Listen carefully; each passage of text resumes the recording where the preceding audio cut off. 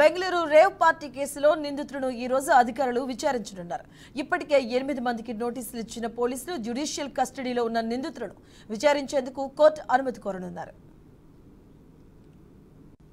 మరోవైపు ఈ కేసులో అరెస్ట్ అయిన 6 నిందితుల్లో 5 బ్యాంకు ఖాతాలను పోలీసులు ఫ్రీజ్ చేశారు. ప్రధాన నిందితుడు లంకిపల్లి వాసు ఖాతాలో పెద్ద మొత్తంలో నగదు ఉన్నట్లు గుర్తించారు.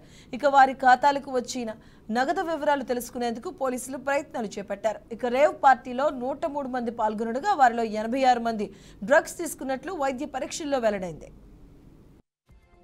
ఇదే అంశానికి సంబంధించిన పూర్తి అప్డేట్స్ మా కరెస్పాండెంట్ చారి అందిస్తారు. చారి, థ్యాంక్ యూ మధు. ఈ రేవ్ పార్టీ సంబంధించిన కీలక దశ చేస్తుందని చెప్పి ఇన్వెస్టిగేషన్ లో, ఎందుకంటే ఇప్పటికే 103 మందిలో 86 మంది డ్రగ్స్ తీసుకున్నట్లుగా పోలీసులు నిర్ధారణ,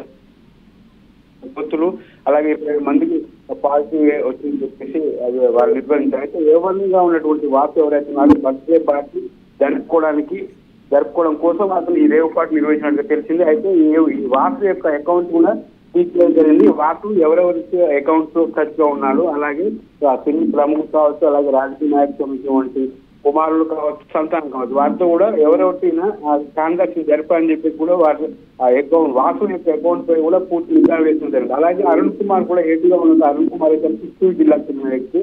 ఇతను కూడా చిత్తూరు నుంచి డ్రగ్స్ ఎలా సప్లై చేశారు, ఎవరెవరికి ఇతనికి కాంటాక్ట్ అని చెప్పేసి కూడా ఆ యాంగిల్ లో కూడా పోలీసులు విచారిస్తున్నారు. అయితే మరోవైపు ఈ రోజు సిబిఐ వాళ్ళకు విచారించడం కోసం ఈ రోజు పిలవడం జరిగింది. అలాగే జ్యుడిషియల్ కస్టడీలో ఉన్నటువంటి నిందితులు ఎవరైతున్నారో వాళ్ళందరూ తీసుకోవడం జరిగింది. 86 మంది డ్రగ్స్ తీసుకున్నట్లుగా తెలిసింది కాబట్టి వీళ్ళందరికీ నోటీసులు ఇవ్వడం జరిగింది. ఈ రోజు నటి హేమ కూడా, తెలుగు నటి హేమ కూడా ఈ రోజు విచారణకు హాజరు కానుంది. అయితే ఇదే విషయంపై కూడా 2 రోజుల క్రితం సీఎం రేవంత్ రెడ్డి కూడా డ్రగ్స్ సంబంధించిన జరిగింది. తెలంగాణలో ఎటువంటి డ్రగ్స్ సంబంధించిన ఆనవాళ్ళు ఉండొద్దని చెప్పేసి చాలా కఠిన నిర్ణయాలు తీసుకోవాలని చెప్పేసి కూడా సీఎం రేవంత్ రెడ్డి చెప్పడం జరిగింది. మరొక వైపు తెలంగాణలో కూడా ఎవరైతే డ్రగ్స్ తీసుకుంటున్నారో వాళ్ళపై పూర్తి నిఘా పెట్టాలి. పోలీసులు కూడా ఆయన ఇప్పటికే డీజీపీ కూడా ఇన్స్ట్రక్షన్స్ ఇవ్వడం జరిగింది.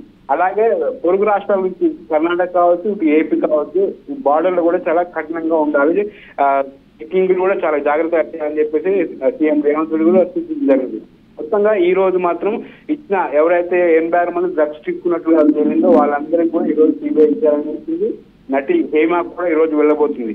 కాబట్టి ఈ రోజు అలాగే తెలంగాణకు సంబంధించినటువంటి నటులు ఎవరెవరైతే నటులు కావచ్చు, అలాగే ఎవరైతే విచారణ ఎదుర్కొంటున్నారో కూడా వారిపై కూడా పూర్తి నిఘా పెట్టాలని చెప్పేసి తెలంగాణ ప్రభుత్వం కూడా సూచిస్తున్నారు. Right, thank you Chari.